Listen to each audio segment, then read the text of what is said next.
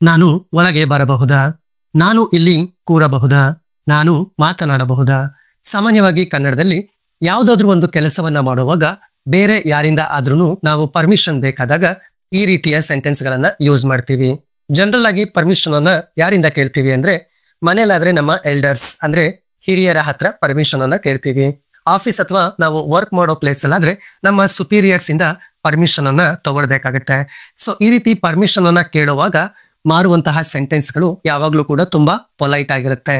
Then how to say these sentences in English and what is the sentence structure that we use here. So ಈ ರೀತಿಯ sentence ಗಳನ್ನ English ಅಲ್ಲಿ ಮಾಡೋದು ಹೇಗೆ ಮತ್ತು ಯಾವ ಸೆಂಟೆನ್ಸ್ ಸ್ಟ್ರಕ್ಚರ್ ನಾವು ಇಲ್ಲಿ ಫಾಲೋ ಮಾಡಬೇಕಾಗುತ್ತೆ. So today in this video we are going to learn this topic. Hi everyone, welcome back to my YouTube channel. ಒಂದು ಕೆಲಸವನ್ನ ಮಾಡೋದಕ್ಕೆ ಬೇರೆಯವರಿಂದ ಪರ್ಮಿಷನ್ ಅನ್ನ ತಗೊಳ್ಬೇಕಾದಾಗ ಯೂಸ್ ಮಾಡುವಂತಹ ಸೆಂಟೆನ್ಸ್ ಸ್ಟ್ರಕ್ಚರ್ ಈ ರೀತಿ ಇರುತ್ತೆ. So this is what the sentence structure. First we use may I, then that work. May I plus that work. ಮೊದಲು ನಾವು ಮೇ ಐ ಅನ್ನ ಯೂಸ್ ಮಾಡಿ ನಂತರ ದಟ್ ವರ್ಕ್.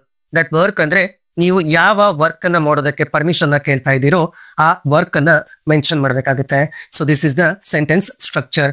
ಈಗ ಒಂದಷ್ಟು ಎಕ್ಸಾಂಪಲ್ಸ್ ಮೂಲಕ ಈ ಟಾಪಿಕ್ ಅನ್ನ ಇನ್ನಷ್ಟು ಸ್ಪಷ್ಟವಾಗಿ ತಿಳ್ಕೊಳ್ಳೋಣ. ಫಸ್ಟ್ ಎಕ್ಸಾಂಪಲ್, ನಾನು ಒಳಗೆ ಬರಬಹುದಾ ಅಥವಾ ನಾನು ಒಳಗೆ ಬರಬಹುದೇ. So remember the sentence structure. First we use may I. May I, then ಒಳಗೆ ಬರಬಹುದಾ, come in.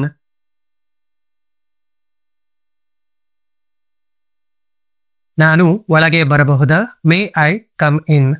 And second one, ನಾನು ಇಲ್ಲಿ ಕೂರಬಹುದಾ. So again, remember the sentence structure.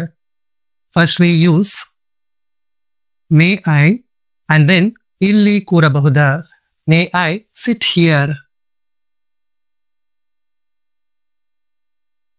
ನಾನು ಇಲ್ಲಿ ಕೂರಬಹುದಾ. May I sit here. ನಾನು ಮಾತನಾಡಬಹುದಾ.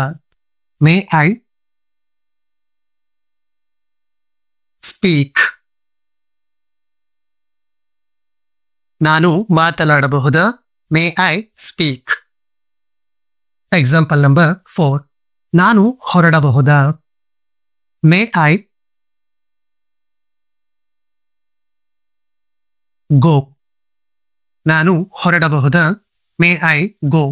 ನಾನು ನಿಮ್ಮ ಫೋನ್ ತೆಗೆದುಕೊಳ್ಳಬಹುದಾ. Again may I at the first. May I take your phone.